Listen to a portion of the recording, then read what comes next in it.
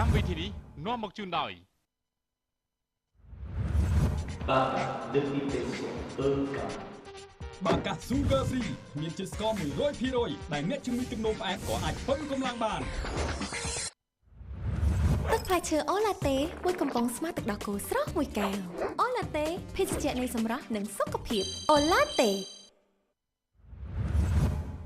លីហួរលីស៊ីង PLC មជ្ឈមណ្ឌលបង់រំលោះPocari Sweat ភេសជ្ជៈអ៊ីយ៉ុងដែលល្អជាងគេបំផុតនៅប្រទេសជប៉ុន Pocari Sweat ភេសជ្ជៈផ្ដល់អ៊ីយ៉ុងនិងបំពេញជាតិទឹកក្នុងរាងកាយបានឆាប់រហ័សជាងគេ Pocari Sweat ផ្ដល់នូវសុខភាពល្អជាមួយអ៊ីយ៉ុងបាទទស្សនិកជនជាទីគោរពនិងជាទីមេត្រីបាទយើងខ្ញុំសូមស្វាគមន៍ប្រិមិត្តទស្សនិកជនមកកាន់កម្មវិធីព័ត៌មានពេលព្រឹកចុងសប្តាហ៍របស់ស្ថានីយ៍ទូរទស្សន៍ CNC បាទសម្រាប់ព្រឹកថ្ងៃទី20ខែធ្នូឆ្នាំ2015នេះយើងមានព័ត៌មានសំខាន់ជាច្រើនដែលក្នុងនោះគឺព័ត៌មានដែលទាក់ទងទៅនឹងដំណើរអញ្ជើញរបស់សម្ដេចតេជោនាយករដ្ឋមន្ត្រីហ៊ុនសែនទៅចូលរួមនៅគឺឯប្រទេសថៃហើយរឿងមួយទៀតគឺទាក់ទងទៅនឹងលោកជំទាវឧបនាយករដ្ឋមន្ត្រីម៉ែនសំអនតំណាងដ៏ខ្ពង់ខ្ពស់របស់សម្ដេចតេជោនាយករដ្ឋមន្ត្រីបានទៅបួងសួងសុំសេចក្តីសុខនៅឯខេត្តសៀមរាបបាទហើយរឿងមួយទៀតគឺក៏ជាព័ត៌មានសំខាន់ដែរបាទតេតិនទៅនឹងបងប្អូនប្រជាពលរដ្ឋដែលប្រើប្រាស់ភ្លើងអគ្គិសនីនោះដោយសារតែថ្ងៃនេះគឺអគ្គិសនីកម្ពុជាបានចេញសេចក្តីជូនដំណឹងថានឹងមានការផ្អាកការផ្គត់ផ្គង់អគ្គិសនីនៅក្នុងតំបន់មួយចំនួនផងដែរហើយយើងមានព័ត៌មានសំខាន់មួយចំនួនទៀតបាទទស្សនិកជនឥឡូវនេះយើងងាកមកចាប់អារម្មណ៍នៅព័ត៌មានពិស្ដារវិញគឺសម្ដេចតេជោបាទនាយករដ្ឋមន្ត្រីនៃព្រះរាជាណាចក្រកម្ពុជានិងឯកឧត្តមប្រយុទ្ធច័ន្ទអូចានាយករដ្ឋមន្ត្រីថៃគឺនៅថ្ងៃទី19ខែធ្នូឆ្នាំ2015ម្សិលមិញបានធ្វើជាសហប្រធាននៃកិច្ចប្រជុំគណៈរដ្ឋមន្ត្រីចម្រុះកម្ពុជាថៃលើកទី2ហើយរដ្ឋាភិបាលនៃប្រទេសទាំងពីរបានឯកភាពលើវិធានការសម្រាប់ការអនុវត្តកិច្ចសហប្រតិបត្តិការលើបញ្ហាផ្សេងៗដែលបានពិភាក្សាគ្នានៅក្នុងកិច្ចប្រជុំទ្វេភាគីនៅថ្ងៃទី18ខែធ្នូឆ្នាំ2015នឹងនៅកិច្ចប្រជុំគណៈរដ្ឋមន្ត្រីចម្រុះនេះដោយសង្កត់ធ្ងន់ទៅលើបញ្ហាសន្តិសុខ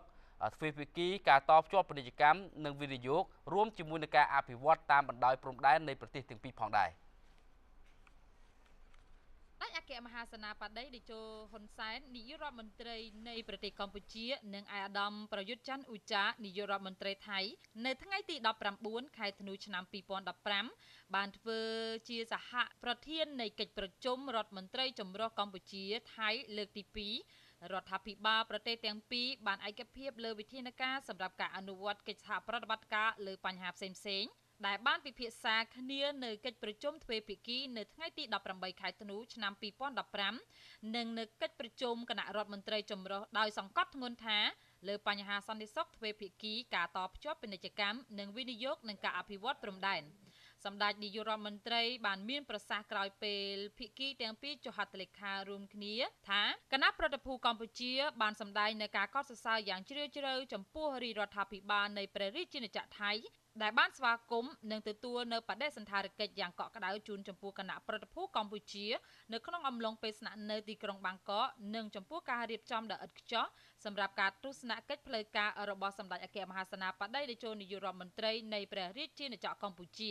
និងកិច្ចប្រជុំគណៈរដ្ឋមន្ត្រីចម្រុះភាគីទាំងពីរបានឯកភាពរៀបចំកិច្ចប្រជុំគណៈរដ្ឋមន្ត្រីចម្រុះលើកក្រោយនៅព្រះរាជាណាចក្រកម្ពុជាតាមពេលវេលាសមស្របនៃភាគីទាំងពីរសម្ដេចបន្តថាប្រទេសយើងទាំងពីរត្រូវតែខិតខំបន្តកិច្ចសហប្រតិបត្តិការបន្តទៀតដើម្បីរីកចម្រើននិងដើម្បីប្រជាពលរដ្ឋយើងមានវឌ្ឍនភាពច្រើនណាស់ហើយយើងក៏នៅសេសសល់សក្តានុពលដើម្បីនឹងពង្រីកសហប្រតិបត្តិការនេះបន្ថែមទៀតខ្ញុំលើកឧទាហរណ៍វិស័យពាណិជ្ជកម្មទំហំពាណិជ្ជកម្មឆ្នាំ2014គឺមានរហូតដល់$5,000 លាន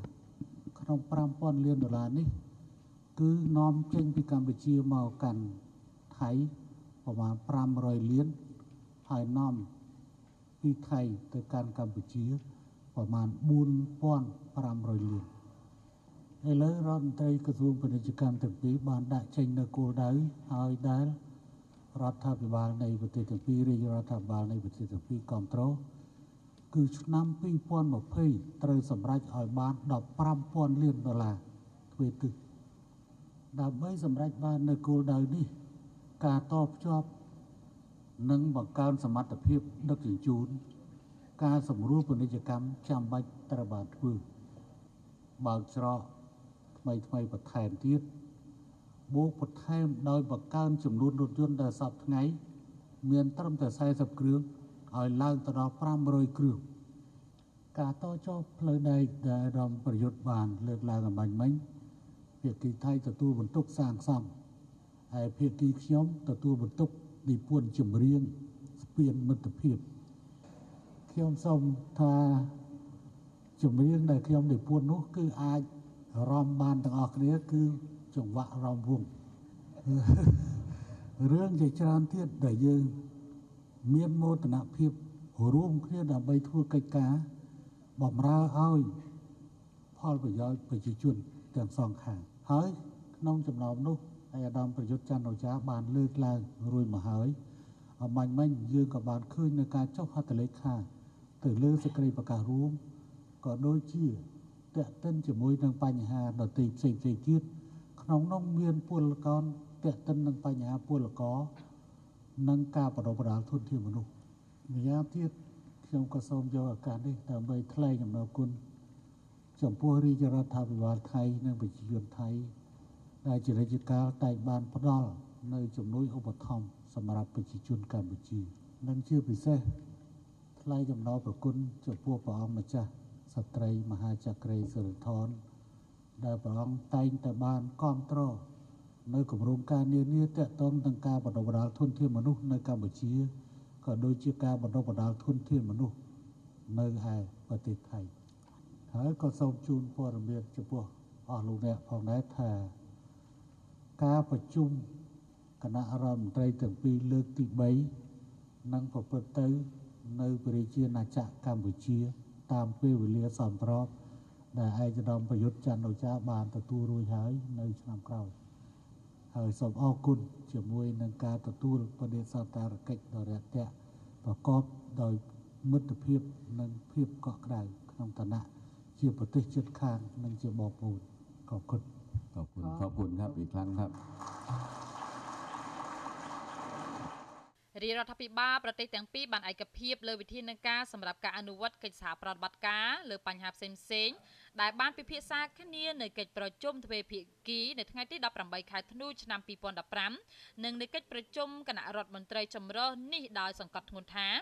លើបញ្ហាសន្តិសុខទ្វេភាគីនិងការតភ្ជាប់ពាណិជ្ជកម្មនិងវិនិយោគទុននៅការអភិវឌ្ឍព្រំដែនដោយខាងក្រោមសន្តិសុខទ្វេភាគីទាំងពីរបានឯកភាពពន្លឿននៃការលបាញដោយការសហការរវាងបណ្ដាប្រទាប់ព្រំដែនដើម្បីបង្ក្រាបនៅការកាប់ឈើខុសច្បាប់និងពង្រឹងបន្ថែមនៅកិច្ចសហប្រតិបត្តិការលើការប្រយុទ្ធប្រឆាំងការជួញដូរគ្រឿងញៀនការជួញដូរមនុស្សនិងឧក្រិដ្ឋជនឆ្លងដែនការតភ្ជាប់ភាគីទាំងពីរបានឯកភាពកែលម្អសេវាកម្មដឹកជញ្ជូនតាមផ្លូវថ្នល់ឆ្នេរសមុទ្រនិងរថភ្លើងសេវាកម្មរថភ្លើងរវាងទីក្រុងបាងកកនិងរាជធានីភ្នំពេញនឹងចាប់ផ្ដើមដំណើរការនៅដំណាច់ឆ្នាំ2016ភាគីទាំងពីរក៏បានឯកភាពពន្លឿននៅការបើកច្រកទ្វារព្រំដែនអន្តរជាតិទាំងពីរនៅខេត្តបន្ទាយមានជ័យខេត្តស្រះកែវគឺច្រកស្ទឹងបត់នងអៀងនិងច្រកអូនៀងបានប៉ាវ៉ៃដើម្បីសម្រួលការដឹកជញ្ជូនទំនិញនិងជំរុញការអភិវឌ្ឍតំបន់សេដ្ឋកិច្ចពិសេសនៃប្រទេសទាំងពីរនៅតំបន់ព្រំដែនរវាងតំបន់សេដ្ឋកិច្ចពិសេសនៅក្នុងខេត្តបន្ទាយមានជ័យកម្ពុជាខេត្តស្រះកែវថៃនិងក្នុងខេត្តកោះកុងកម្ពុជាខេត្តត្រាតថៃតាមរយៈការភ្ជាប់ហេដ្ឋារចនាសម្ព័ន្ធការសម្របសម្រួលផ្នែកគយការធ្វើដំណើរ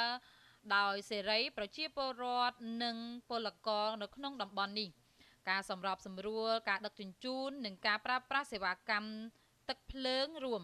ច្រកទ្វារព្រំដែនអន្តរជាតិនិងតំបន់សេដ្ឋកិច្ចពិសេសនៅខាងលើនឹងប្រែក្លាយទៅជាតំបន់ព្រំដែននេះឲ្យទៅជាតំបន់ពាណិជ្ជកម្មនិងផលិតកម្មដ៏សំខាន់មួយដែលភ្ជាប់ពីដាវ៉ៃមីយ៉ាន់ម៉ាបាងកកថៃភ្នំពេញកម្ពុជានិងហូជីមិញវៀតណាមក្រោមក្របខ័ណ្ឌរបៀបសេដ្ឋកិច្ចខាងត្បូងនៃមហាអនុតំបន់ទន្លេមេគង្គពាណិជ្ជកម្មនិងវិនិយោគនាយករដ្ឋមន្ត្រីទាំងពីរបានឯកភាពបង្កើតពាណិជ្ជកម្មទ្វេភាគីឲ្យបាន3ដងនៃទំហំពាណិជ្ជកម្មបច្ចុប្បន្ននៅឆ្នាំ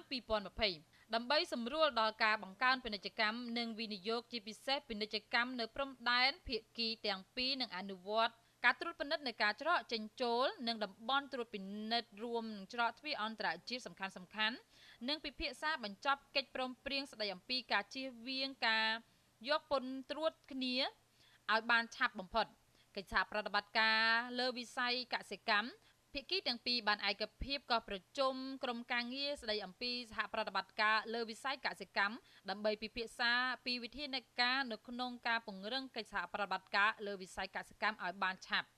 ភាគីថៃនឹងផ្ដល់ការគាំទ្រផ្នែកបច្ចេកទេសដោយផ្អែកទៅលើមូលដ្ឋាននៃគម្រោងសម្រាប់រយៈពេល3ឆ្នាំសុខភាពសាធារណៈភាគីទាំងពីរនឹងពង្រឹងកិច្ចសហប្រតិបត្តិការពិសេសនៅតាមបណ្ដាប្រព័ន្ធព្រំដែនរួមទាំងការអភិវឌ្ឍបង្កើនប្រព័ន្ធបញ្ជូនអ្នកជំងឺឆ្លងកាត់ព្រំដែនឲ្យជាលក្ខណៈសាមញ្ញ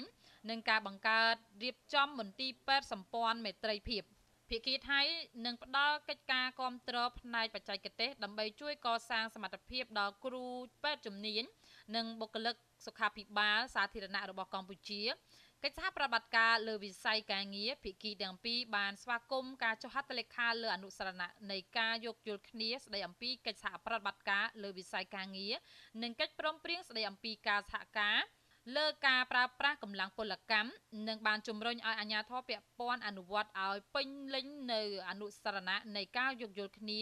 និងកិច្ចសហប្រតិបត្តិការព្រមព្រៀងនេះឲ្យបានឆាប់បំផុតភាគីថៃនឹងបន្តការគាំទ្រលើផ្នែកបច្ចេកទេសនៅលើការអភិវឌ្ឍជំនាញវិជ្ជាជីវៈនៅតាមបណ្ដាប្រព័ន្ធព្រំដែននិងការបើកវគ្គបណ្ដុះបណ្ដាលនៅមជ្ឈមណ្ឌលបណ្ដុះបណ្ដាលវិជ្ជាជីវៈកម្ពុជាថៃនៅពូនភ្នំ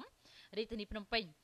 កិច្ចសហប្រតិបត្តិការនឹងជួយពង្រឹងនៃកិច្ចសហប្រតិបត្តិការលើវិស័យការងារនិងការការពារក៏ដូចជាកិច្ចខំប្រឹងប្រែងនៅក្នុងការប្រឆាំងការជួញដូរមនុស្សនិងការធ្វើចំណាកស្រុកដោយខុសច្បាប់វិស័យទេសចរភាគីទាំងពីរបានឯកភាពជំរុញយុទ្ធនាការព្រះរាជាណាចក្រច្រកទាំងពីរគោលដៅតែមួយដើម្បីទាក់ទាញនៅភ្ញៀវទេសចរបន្ថែមទៀតនៅក្នុងប្រទេសទាំងពីរដូចជាទីតាំងបេតិកភណ្ឌពិភពលោកនិងតំបន់ប្រវត្តិសាស្ត្រក៏ដូចជា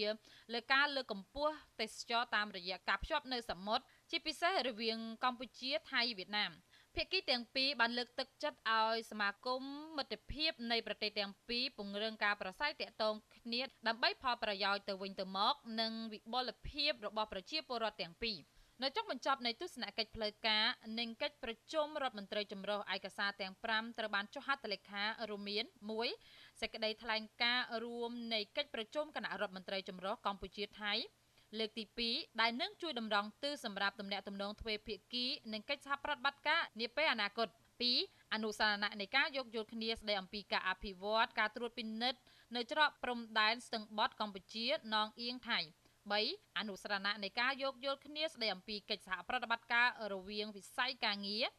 4កិច្ចព្រមព្រៀងស្តីអំពីការប្រើប្រាស់កម្លាំងពលកម្ម5កិច្ចព្រមព្រៀងស្តីអំពីកិច្ចសហប្រតិបត្តិការរវាងក្រុមប្រឹក្សាធុរកិច្ចកម្ពុជាថៃនិងក្រុមប្រឹក្សាធុរកិច្ចថៃកម្ពុជាទស្សនកិច្ចផ្លូវការនិងកិច្ចប្រជុំគណៈរដ្ឋមន្ត្រីចម្រុះកម្ពុជាថៃលើកទី2បានបញ្ចប់នៅព្រឹត្តិការណ៍ដ៏សំខាន់មួយទៀតនៅក្នុងទំនាក់ទំនងរវាងព្រះរាជាណាចក្រកម្ពុជានិងព្រះរាជាណាចក្រថៃថ្នាក់ដឹកនាំនៃប្រទេសទាំងពីរបានផ្លាស់ប្ដូរទស្សនៈនៅក្នុងបរិយាកាសមិត្តភាពនិងដោយត្រង់ទៅត្រង់មកដើម្បីជាប្រយោជន៍ទៅវិញទៅមកនៃប្រទេសទាំងពីរនិងប្រជាពលរដ្ឋទាំងពីរចំណងតាក់ទងដ៏រឹងមាំរវាងកម្ពុជានិងថៃនឹងជួយពង្រឹងការអភិវឌ្ឍសហគមន៍អាស៊ានដែលនឹងត្រូវបង្កើតឡើងនៅដំណាច់ឆ្នាំ2015នេះបាទទស្សនិកជនយើងឃើញថាដំណើរអញ្ជើញទស្សនកិច្ចផ្លូវការរបស់សម្ដេចនៅឯព្រះរាជាណាចក្រថៃប្រមាណថ្ងៃនេះគឺទទួលបានលទ្ធផលជាផ្លែផ្កាជាច្រើនសម្រាប់ប្រទេសជាតិកម្ពុជាក៏ដូចជាប្រជាពលរដ្ឋកម្ពុជាទាំងមូលផងដែរបាទទស្សនិកជនឥឡូវនេះយើងងាកមកចាប់អារម្មណ៍ព័ត៌មានមួយទៀតដែលនៅឯខេត្តសៀមរាបឯនោះគឺលោកជំទាវឧប